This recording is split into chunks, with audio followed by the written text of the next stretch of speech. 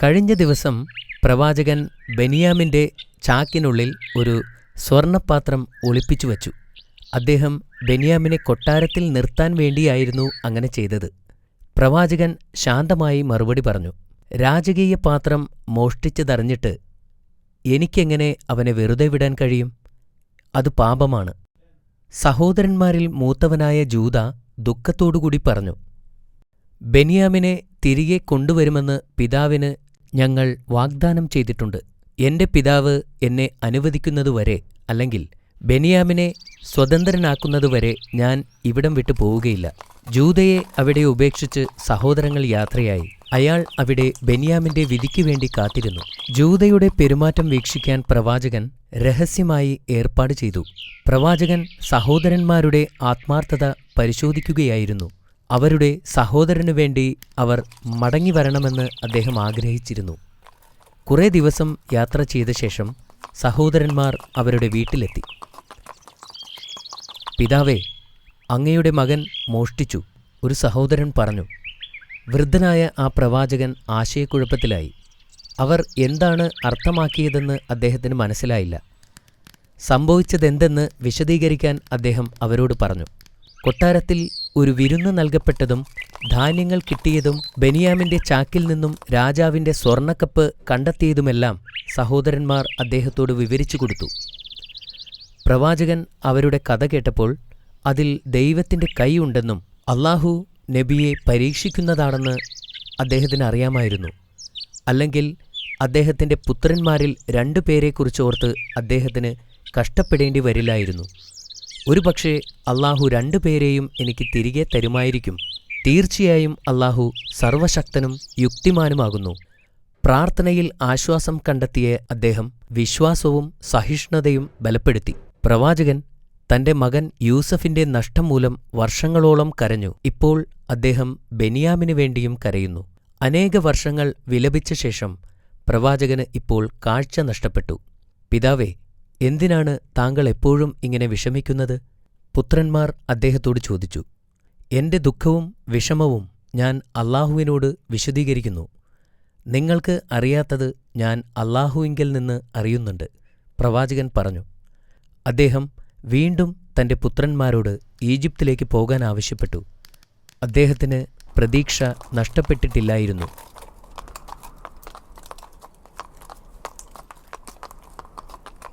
സഹോദരന്മാർ 3-ാം തവണയും ഈജിപ്തിലേക്ക് പോയി. അവർ ഈജിപ്തിലെത്തി ജൂദയെയും കൂട്ടി യൂസഫ് നബിയുടെ അടുത്തേക്ക് പോയി. സ്വന്തം സഹോദരന്മാരുടെ ദുഃഖങ്ങൾ അധികനേരം കേട്ടുനിൽക്കാൻ അദ്ദേഹത്തിന് കഴിഞ്ഞില്ല. അദ്ദേഹം ചിന്തിച്ചു, എത്രനാൾ എനിക്ക് ആ സത്യം മറച്ചുപിടിക്കാനാവും?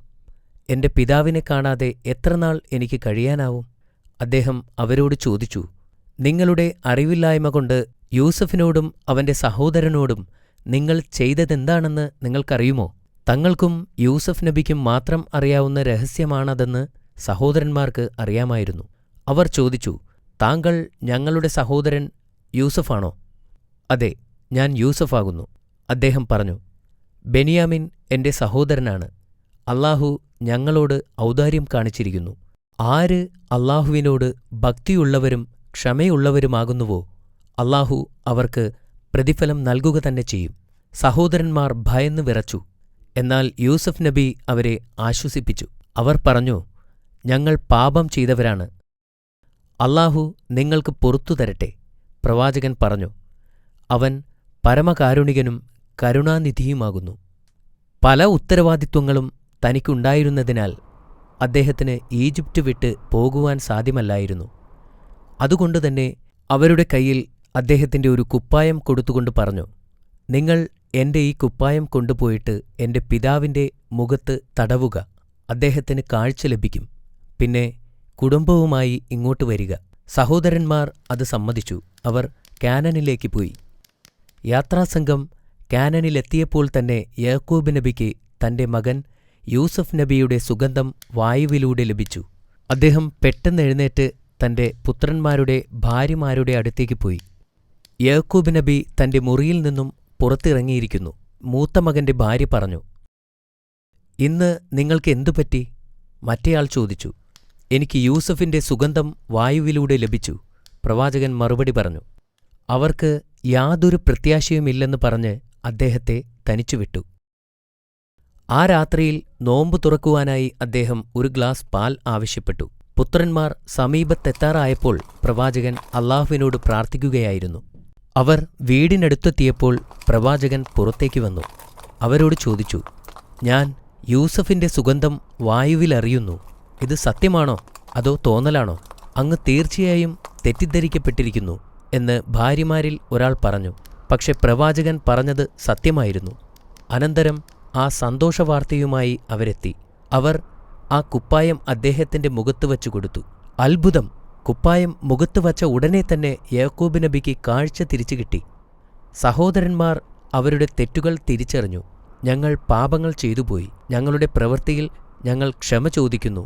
അവർ പ്രവാചകനോട് പറഞ്ഞു, ഞാൻ നിങ്ങൾക്കു വേണ്ടി അല്ലാഹുവിനോട് മാപ്പപേക്ഷിക്കാം.